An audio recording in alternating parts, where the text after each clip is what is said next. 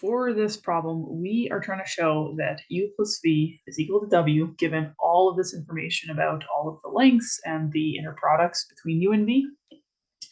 So it might take a little bit of thought to get to how you would want to actually establish this fact. But really, all that we've got to work on here is that this one particular axiom of the inner product, and it's that if not the length, but it's sort of the length. But if we do the inner product of x with itself, and that's equal to 0, if and only if x is the 0 vector. And so that's what's going to come in handy here, is that idea here. We do know a lot about the 0 vector, and we know some unique information about it. So the way that we can do this is actually to go back, instead of showing that these two things are equal, we can show that u plus v minus w is equal to the 0 vector by showing that the dot product, so the inner product, because we don't know if it's a dot product, but the inner product of it with itself is 0, because that will imply it must be the 0 vector, because only the 0 vector has that property. So what I'm going to do is the inner product of this thing with itself, which is a little bit to handle.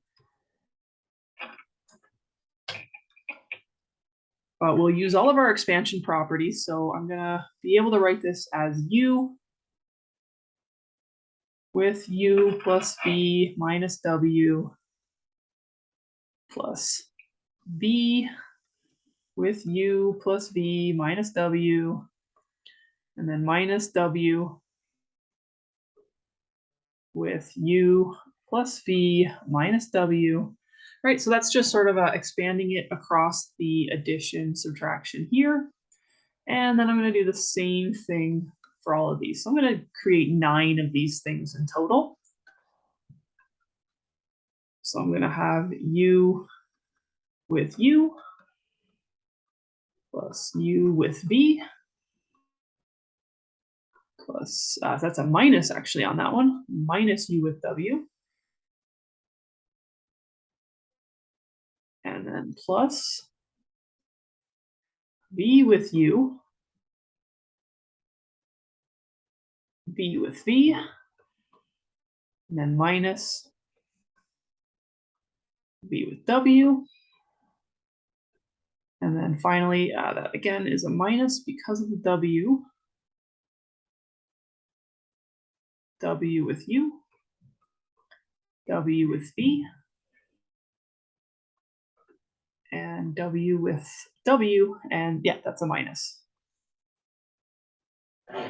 And so we're just gonna kind of go through this, clean it up a bit. Remember, the commutative property is going to allow us to flip anything over so that we can write everything in the same order we have at the top there, UV, UW, VW. And also recall that the dot product of something with itself is the length squared. So this is the length of u squared. As far as UVs, I should see a couple of those in here. So there's a UV and there's a VU, and I think those are the only two, so there's 2 of them. And I've also got some UWs. Let's pick a different color for that. So there's minus UW, and that's going to minus another UW.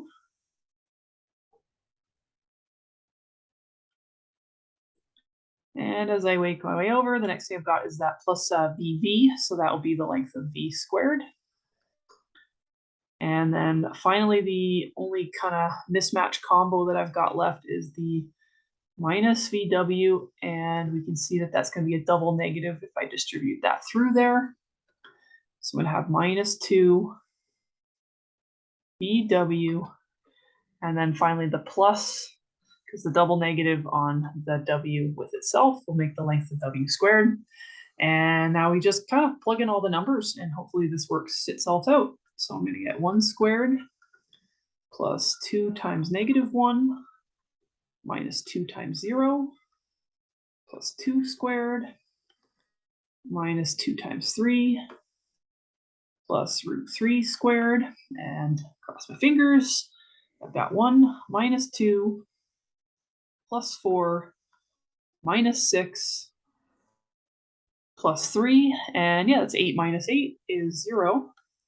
So because the dot product of this thing with itself is 0, it does imply that u plus v minus w is the 0 vector, right? And it doesn't just mean that it has an inner product of 0. It means that it must be the 0 vector. The only thing that has this property is the 0 vector. And therefore, u plus v is equal to w. So kind of a tricky one, but hopefully it does make a little bit of sense.